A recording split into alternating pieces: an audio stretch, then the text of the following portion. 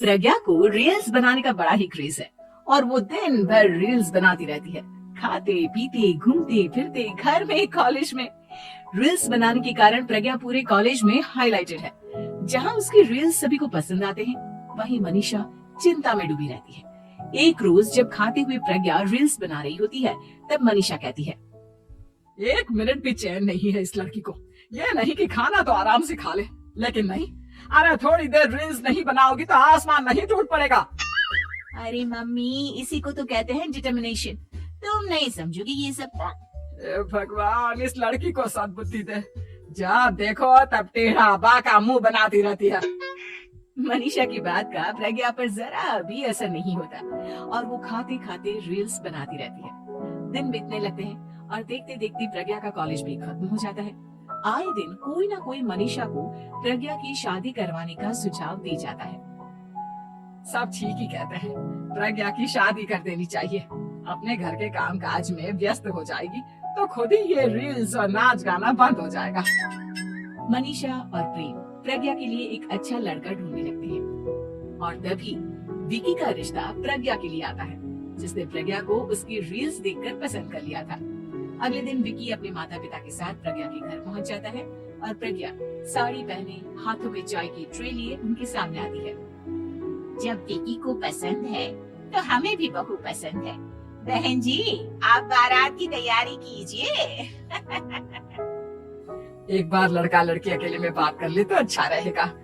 हाँ हाँ, क्यों नहीं। मनीषा विकी को प्रज्ञा के कमरे में भेजती है, जहाँ प्रज्ञा पहले से ही रील्स बना रही होती है। तभी विकी कहता है, आ गए आपके साजन जी। हमारे साथ ये रील्स कंप्लीट करती तो और भी अच्छा रहता। अच्छा जी, अब आ ही गए हैं तो बना ही लेती हूँ आपके साथ। दोनों मिलकर रील्स बनाते हैं। जब वी मीट और तुरंत पोस्ट भी कर देते हैं। फिर विकी कहता है, जब आप साड़ी में चाय लेकर आई तब मुझे लगा कि कहीं मैं गलत घर में तो नहीं आ गया। आप सही है। दोनों की शादी पक्की हो जाती है और शादी के दिन भी प्रज्ञा रील्स बनाने से चूकती नहीं। यहाँ तक कि बारात के समय भी नाचते हुए रील्स बनाती है। सभी लोग प्रज्ञा की तारीफ के पुल बांध देते हैं और प्रज्ञा नाचती गाती अपने ससुराल चली जाती है। सब कुछ अच्छा चल रहा होता है। प्रज्ञा यहाँ भी दिन भर हर चीज की रील्स बनाती रहती है। लेकिन कुछ दिनों के बाद जब सुनीता कहती है, बहू, ये रील्स के साथ साथ कुछ काम भी कर लिया करो। वैसे तुझे और क्या क्या बनाना आता है? मम्मी जी, वैसे तो सब कहते हैं कि मैं सब कुछ अच्छा बनाती हूँ, लेकिन मुझे लगता है कि मैं मैगी अच्छा बना लेती हूँ। हाँ, कॉफी भी अच्छा बना लेती हूँ और मुंह तो सबसे अच्छा बना लेती हूँ। है? अच्छा अच्छा। सुनीता अपना माथा पकड़ लेती है और कहती है, बहू, कुछ खाना बनाना भी सीख लेती हूँ। मम्मी जी, मैं लंबी प्लानिंग कर रही हूँ। जल्दी ही मैं इतनी फेमस हो जाऊंगी कि मुझे पैसे मिलने लगेंगे। हम दोनों सास बहू राज करेंगे, राज नौकर काम करेंगे और लोगों की तो लाइन लगेगी हमसे मिलने के लिए। तेरा दिमाग खराब हो गया है क्या बहू? हंसी मजाक तक ठीक है, लेकिन इस तरह घर नहीं चलते। जितना जल्दी हो इस घर के तौर तरीकों को सीख लो।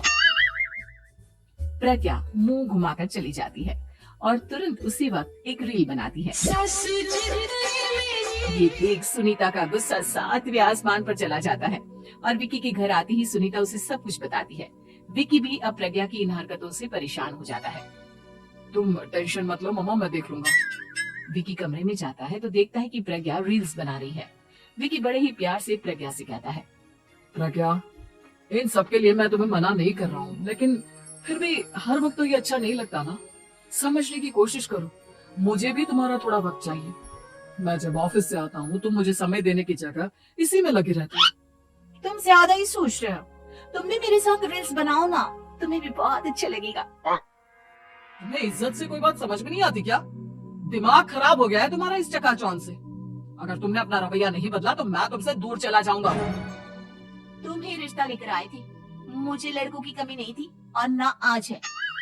विकी दरवाजा पटक कर चला जाता है। धीरे धीरे विकी प्रज्ञा से दूर होता जाता है। एक रोज मनीषा प्रज्ञा के ससुराल उससे मिलने जाती है। तब सुनीता उससे कहती है, बहन जी, अब आई हैं तो कुछ दिन यहाँ रहकर जाइएगा, आप ही का घर है। हाँ मम्मी, बहुत दिन हो गए तुम्हारे साथ एक भी रील नहीं बनाई मैंने। प्रज्ञा तुरंत अपने फोन में रील्स ऑन कर लेती। ये सब मुझसे नहीं होगा। तेरा ये भूत अभी तक नहीं उतरा क्या? बहन जी, आप कुछ कहती नहीं क्या इसे? जब आप ही कुछ नहीं कर पाई तो मैं कर ही क्या सकती हूँ। सास तो वैसी ही बदनाम है। शाम को घर की लाइट चली जाती है और मनीषा प्रज्ञा से कहती है, मेरे घुटनों में बहुत दर्द हो रहा है, तू लाइट का कुछ इंतजाम करना बेटा। अच्छा कैंडल जला देती हूँ मम्मा। प्रज्ञा गाते हुए कैंडल जलाती है और खिड़की के पर्दे के पास रख देती है।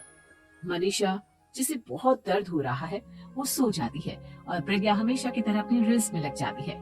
उधर कैंडल की वजह से पर्दा आग पकड़ लेता है और मनीषा के कमरे में आग लग जाती है। बचाओ, कोई है, बचाओ। सभी भागते हैं और विकी कमरे की आग बुझाने में लग जाता है, लेकिन तब तक मनीषा आधी जल चुकी थी। मनीषा की हालत देख प्रज्ञा रोने लगती है। विकी मनीषा को तुरंत हॉस्पिटल ले जाता है और उसे एडमिट कराता है। विकी प्रज्ञा से कहता है, देख लिया ना, तुम्हारे इस नाच गाने की वजह से आज तुम्हारी माँ की जान जाते जाते रह गई। अब पता नहीं तुम और क्या चाहती हो। उधर डॉक्टर कहते हैं, इनकी हालत बहुत नाजुक है, आधे से ज्यादा जल चुकी है। प्रज्ञा रोती हुई मंदिर में जाती है और भगवान के आगे जाकर कहती है, भगवान मेरी माँ को ठीक कर दो, मैं कसम खाती हूँ आज से ये रील्स बनाना छोड़ दूंगी, बस मुझे मेरी माँ वापस मिल जाए। 2 दिन बीत जाते हैं और मनीषा खतरे से बाहर आ जाती है। पेशेंट अब ठीक है, आप लोग उनसे मिल सकते हो। सब कोई मनीषा से मिलता है और प्रज्ञा सबके सामने अपना फोन तोड़ देती है। मुझे माफ कर दो मम्मा, मैंने तुम लोगों की बातों को नजरअंदाज किया। बेटा, कोई भी चीज जरूरत से ज्यादा खराब है। मैंने तुम्हें रील्स बनाने से कभी मना नहीं किया, लेकिन हर वक्त एक ही चीज तो सही नहीं है। मैं समझ गई हूँ मम्मा, आई एम सॉरी। प्रज्ञा उस दिन से रील्स बनाना छोड़ देती है और पूरी तरह से अपने घर में लग जाती है।